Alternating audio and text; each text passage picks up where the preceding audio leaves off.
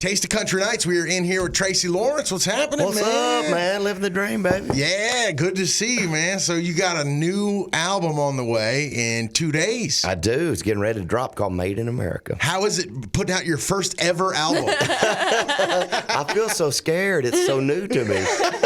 What if people I don't know like what it? to expect. It's going to be cool, man. It's been several years since I put a complete project of new music out. The last record that I had, Good Old Days, was a duet project where I redid a lot of my old hits with a lot of contemporary guys, Luke Bryan, Luke Combs, Jason Aldean, Justin Moore, Dustin Lynch. How was that recording that? Was that really sweet? It was really cool. But this one was fun. This new record, Made in America. I wrote 8 of them, published 3 other ones from staff writers that I've had over the years. So I cut one outside song.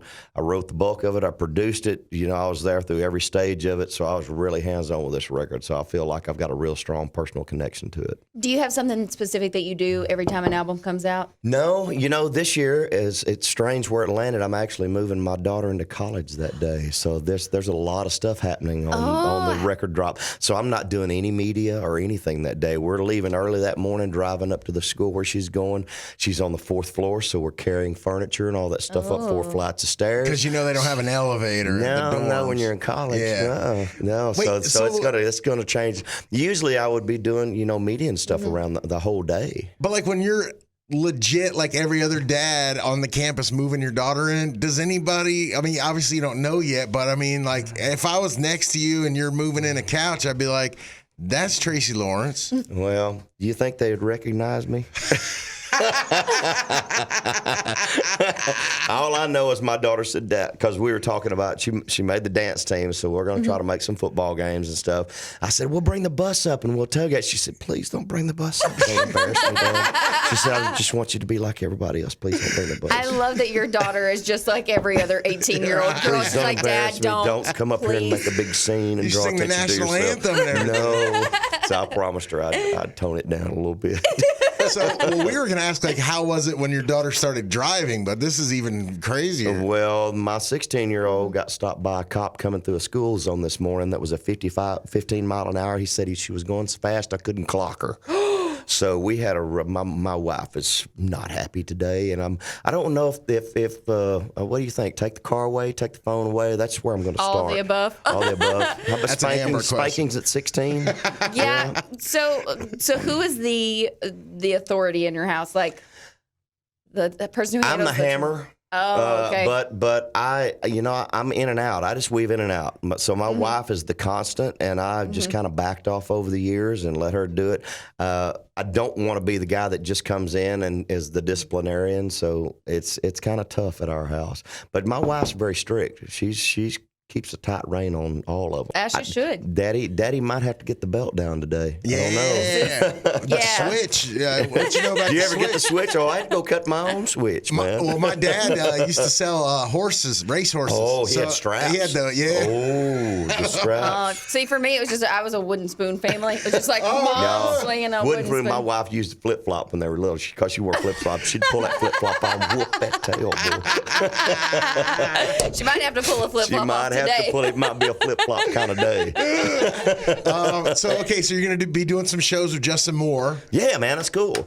He was just in here. Very cool dude. Yeah. Are you working on any music together? No, we're trying to figure out what we want to do for the closing number and stuff. You know, he's got a new album dropping. I've got a new album dropping. So it's kind of all happening at the same time. So it'll just be figuring out what we do for encore numbers or to showcase each other in our individual sets and figure out who's going to be the opener for us both. So we're still trying to hash all that stuff out.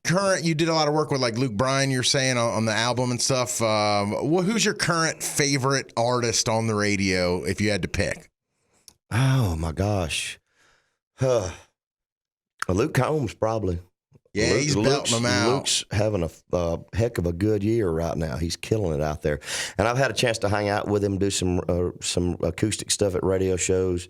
He's a power singer, man. He's really fun to be around. The guy's got some pipes on him. He's a real singer, and I like that. You guys worked together on that duets album, but we did. Would you ever seek Luke out and be like, hey, let's do another thing together, like an original us two together. Absolutely. I'd love to work with Luke. There's a few guys out there. I mean, Luke's one of those guys. I would still somewhere down the road like to do something straight. I'm a huge Ronnie Dunn fan. I love to sing something with Ronnie. We weren't able to get that worked out for Ronnie to be on the duet project. And it just so happens Brooks and Dunn released a duet project too. So, but there's a lot of, I like really good power singers. I have a lot of respect for those guys. Is there anybody in country music that you like idolize that you haven't met yet? I don't think so. You know, it would be like Whitley.